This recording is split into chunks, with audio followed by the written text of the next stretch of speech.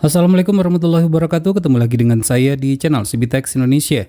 Satu lagi Android box yang kita terima untuk kita review tentunya, yaitu mereknya adalah UpHome, dan ini sudah mendukung resolusi 4K seperti yang terlihat. Nah, ini merupakan beberapa aplikasi yang didukungnya, termasuk ada Netflix, YouTube, dan pastinya ada juga Google Play Store-nya. Dan ini merupakan gambaran dari Android TV box-nya tersebut. Ada LED display-nya ya, nanti kita coba lihat ya apakah benar ini ada LED display-nya atau tidak. Dan kemudian ini merupakan beberapa kelengkapan port yang terdapat pada Android TV Box ini. Bagi yang tertarik, nantinya link pembelian kita sertakan di deskripsi video. Baik, selanjutnya kita coba cek ya kelengkapan apa saja yang kita dapatkan dalam paket penjualannya.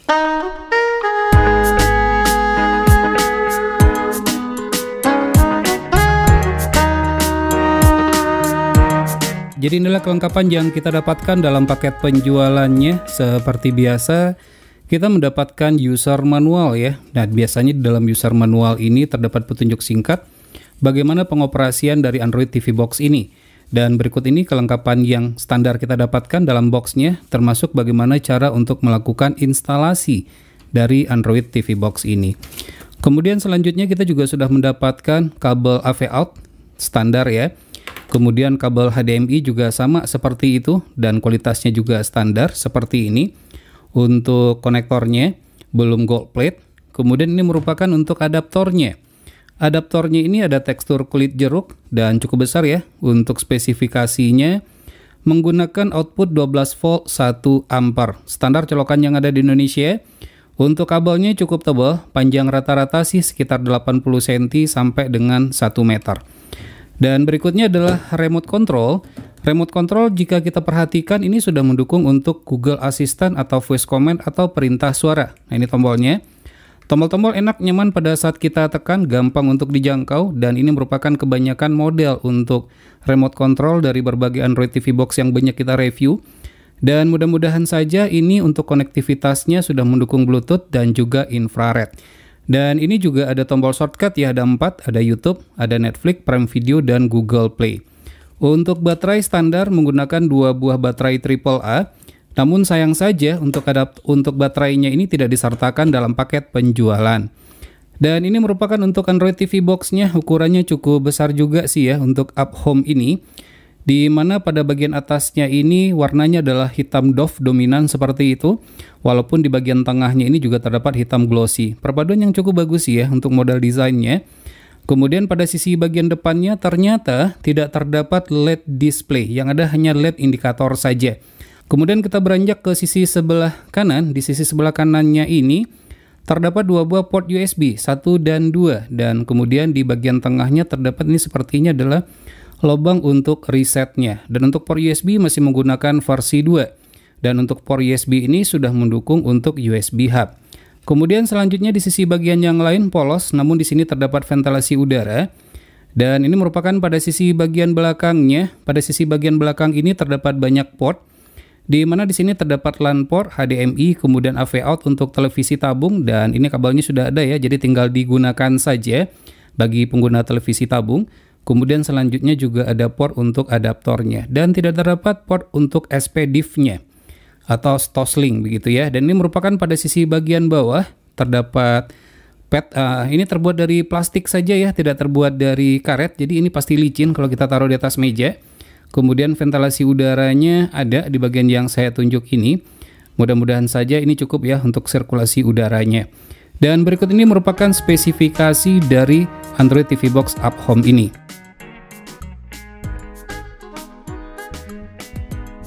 Tampilan booting simpel dengan tulisan dan animasi Android TV. Dan inilah tampilan home screen-nya. Samar seperti launcher pada Android TV Box lainnya, kita dapat menambahkan shortcut aplikasi tertentu agar mudah untuk diakses.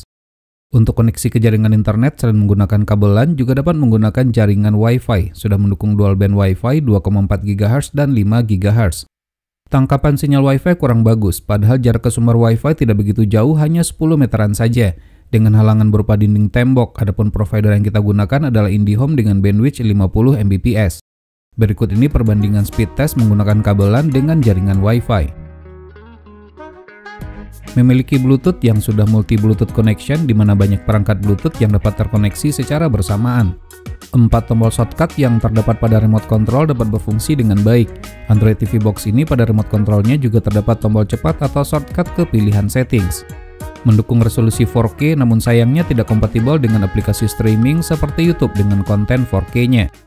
Nah, untuk pilihan resolusi ini tidak terdapat pilihan auto, jadi harus diset secara manual sesuai dengan dukungan televisi yang digunakan. Tentu ini sangat disayangkan sekali. Berbeda dengan TV Box yang sejenis, untuk M98 Plus ini mendukung YouTube sampai dengan resolusi 2K HDR.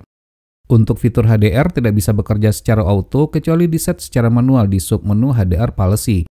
Sudah mendukung fitur HDMI CEC dengan beberapa option atau pilihan yang tersedia. Di antaranya di mana cukup dengan menggunakan satu tombol power saja untuk mematikan TV Box ini dan televisi.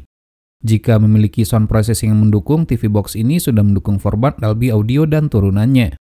Pada sistem tertulis kapasitas internal storage-nya adalah 32 GB dengan RAM 4 GB. Setelah kita lakukan analisa dengan menggunakan 3 aplikasi yang berbeda, ternyata untuk kapasitas internal storage-nya hanya 14,90 GB dengan RAM 2 GB. Lagi-lagi nih TV Box Cina bikin prank kita. Untuk lebih lengkapnya berikut data perbandingannya. Jika kita lakukan analisa lebih dalam lagi, ternyata internal storage dibagi menjadi beberapa partisi seperti yang terlihat. Jika kita totalkan untuk internal storage ini kapasitasnya adalah 16 GB bukan 32 GB. Sementara untuk RAM dipartisi menjadi dua bagian, yaitu RAM dan ZRAM, di mana ZRAM berfungsi sebagai diswap terkompresi dalam RAM agar RAM memiliki ruang kosong yang lebih besar untuk meningkatkan kecepatan proses. Seperti yang terlihat, total kapasitas RAM ini adalah 2 GB bukan 4 GB. Aplikasi dapat diinstal melalui Google Play Store, Aptoide TV, APK Pure, dan store aplikasi pihak ketiga lainnya. Namun disayangkan TV Box ini belumlah Google Certified, sehingga aplikasi yang diinstal melalui Google Play Store tidak tersertifikasi, tidak terjamin keamanannya dan kompatibilitasnya. Untuk membuka YouTube dan aplikasi lain gampang, cukup dengan menggunakan perintah suara saja. Open YouTube. Opening YouTube for Android TV. Perintah suara juga dapat digunakan untuk mencari apa yang ditonton, mendapatkan informasi, dan bahkan untuk mematikan televisi. Tell me about Nissan history. According to Morley City Nissan, the origins of Nissan can be traced back to 1911 when the Kueishinsha Motor Car Works was established in Tokyo. The company's first car, the DAT, was introduced in 1914, and it was the first vehicle in Japan to feature an all-Japanese design. Agar perintah suara ini dapat berfungsi baik, pastikan fitur Google Assistant sudah diaktifkan. Tidak terdapat fitur Chromecast built-in untuk casting, namun dapat menggunakan aplikasi yang mendukung seperti AirScreen. Untuk mirroring, silakan download aplikasi yang mendukung seperti Miracast Receiver. Kita gunakan aplikasi AIDA 64, DRM Info, dan DevCheck untuk memastikan spesifikasi Android TV Box ini. M9 Plus Up Home menggunakan CPU ARM Logic Quad-Core A53 dengan kecepatan masing-masing core-nya adalah 1000 MHz. Adapun RAM-nya adalah 2 GB bukan 4 GB dengan internal storage hanya 14,90 GB bukan 32 GB. Untuk memastikannya kita gunakan DevCheck sebagai pembanding. Dan ternyata benar, hasilnya tidak jauh berbeda. Tentunya ini sangat disayangkan sekali, apa yang tertulis tidak sesuai dengan kondisi yang sebenarnya. Untuk lebih memastikannya lagi, kita gunakan aplikasi memori benchmarking yaitu A1 SD Bench. Seperti yang terlihat, hasilnya sama, tidak jauh berbeda. Untuk Bluetooth sudah menggunakan Bluetooth di atas versi 4. Menggunakan GPU Mali 450MP dengan refresh rate 60Hz dan OpenGL IS 2.0 dengan performa di atas sedikit GPU Mali 400MP. Masih cukup bagus untuk digunakan bermain games tertentu, seperti game simulator PSP dan games-games yang dapat di-download di Play Store. Gunakan gamepad agar lebih seru, mendukung gamepad Bluetooth dan 2,4 GHz. Untuk Wi-Fi sudah mendukung dual band Wi-Fi 2,4 GHz dan 5 GHz dengan tangkapan sinyal yang kurang baik. Jelas terlihat sistem operasi yang digunakan adalah Android 9 Pie, bukan Android 14 dengan status sudah di-root. Untuk lebih memastikannya kita gunakan DevCheck sebagai pembanding. Dan ternyata hasilnya adalah sama. Nah, lagi-lagi TV Box Cina berulah kembali nih, harus hati-hati sebelum memutuskan untuk membelinya. Sudah dilengkapi dengan sensor thermal. Berikut ini temperatur CPU setelah dinyalakan selama kurang lebih 1 jaman. TV Box ini lancar untuk kebutuhan streaming baik televisi nasional maupun luar negeri. Dapat menggunakan aplikasi gratisan maupun yang berbayar. disarankan untuk menggunakan internet dengan bandwidth minimal 20 Mbps. M96 Plus Up Home tidak Netflix Certified dengan DRM Security Level L3. Walaupun begitu, Netflix masih dapat dinikmati dengan resolusi standar definition. Sama halnya dengan Netflix, Prime Video pun juga hanya bisa berjalan di resolusi standar definition saja.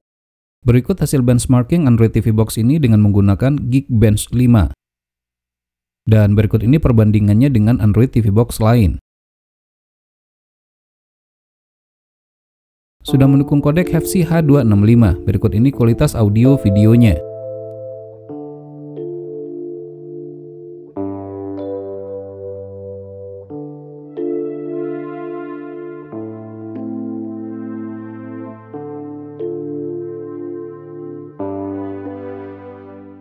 Berikut ini daya yang dibutuhkan. Sekarang kita masuk ke kesimpulan. Spesifikasi yang tertulis pada settings ternyata fake atau palsu. M96 Plus Up Home menggunakan sistem operasi custom Android TV 9 dengan ROM 16GB dan RAM 2GB. Tidak Google Certified dan tidak Netflix Certified. Tidak memiliki fitur Chromecast built-in.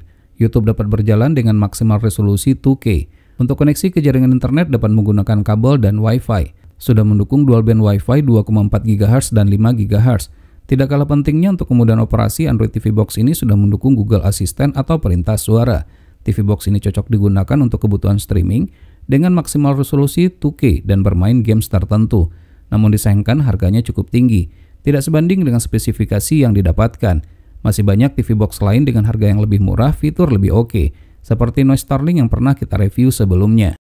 Baik, demikianlah video review ini, semoga saja bermanfaat. Jika suka silakan tekan tombol like, jika tidak silakan berikan komentar yang membangun. Jangan lupa untuk terus mensupport channel ini cukup dengan cara subscribe, share ke media sosial masing-masing, dan tekan lonceng agar selalu mendapatkan notifikasi video terbaru.